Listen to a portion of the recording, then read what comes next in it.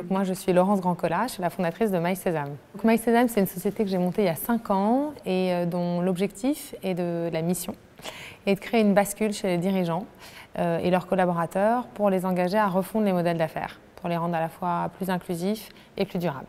Alors, je m'appelle Anne-France Bonnet, je travaille sur les sujets liés à la responsabilité depuis une vingtaine d'années, puisque j'accompagne des entreprises et des fondations sur ces sujets-là.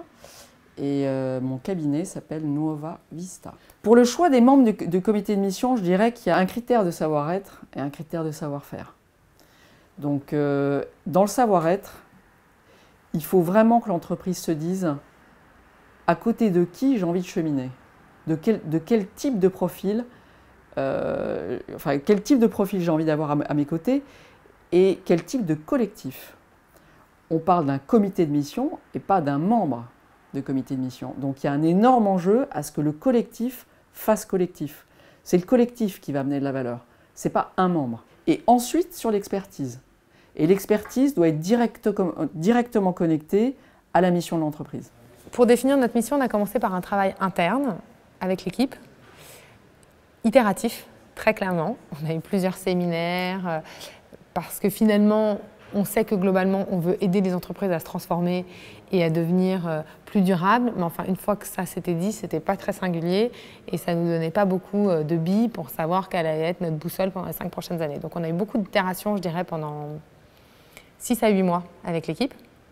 Et puis on arrivait à un point de blocage où on n'arrivait pas à vraiment craquer quelle était notre mission. Et donc on a dû aller faire appel à des parties prenantes externes.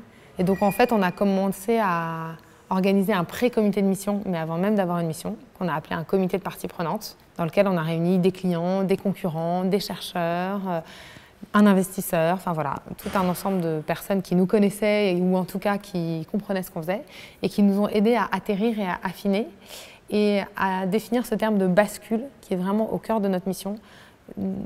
Notre engagement, c'est qu'il y ait un avant et un après MySesame, que les gens basculent et que cette bascule elle soit irréversible. Et ça, on a eu besoin de mobiliser ces parties prenantes externes pour qu'ils fassent émerger ça. Et en fait, la plupart sont devenus notre comité de mission. Un comité de mission, déjà, ça s'organise de façon très précise.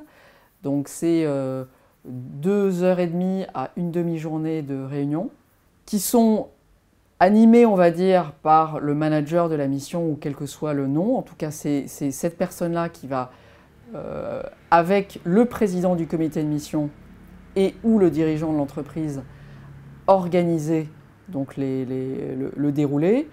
Je dirais que les déroulés des comités de mission en année 1 vont être très différents de ceux des années 2 et des années 3. Et a priori, en année 2, il y a des one-to-one avant et après les comités de mission. Tout, vous imaginez bien que tout ne peut pas se faire en 2 ou 3 réunions par an.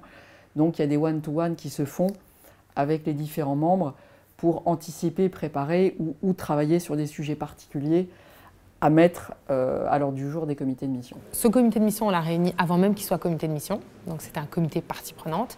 Ils ont tous accepté de rejoindre notre comité de mission, donc on était quand même assez fiers. Et on a eu, à la suggestion d'un des membres, on a rajouté un client un peu significatif parce que ça manquait un peu dans l'équilibre des parties prenantes.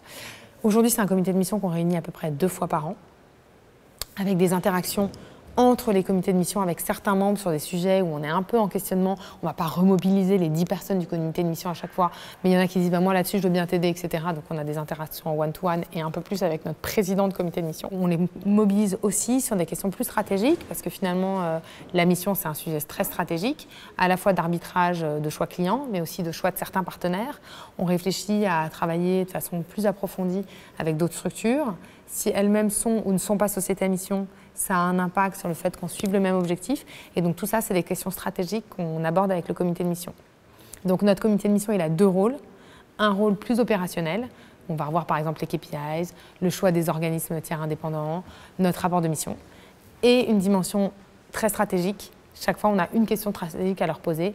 Comment la mission va influencer tel partenariat? Comment la mission doit influencer telle relation client, etc. Un rapport de mission, c'est, pour faire simple, le bilan du chemin parcouru sur l'année, au regard de la mission. Et ce bilan, il est non pas écrit par les membres de comité de mission, mais il est en fait, souvent c'est piloté par le manager de la mission, mais totalement sous le contrôle des membres du comité de mission.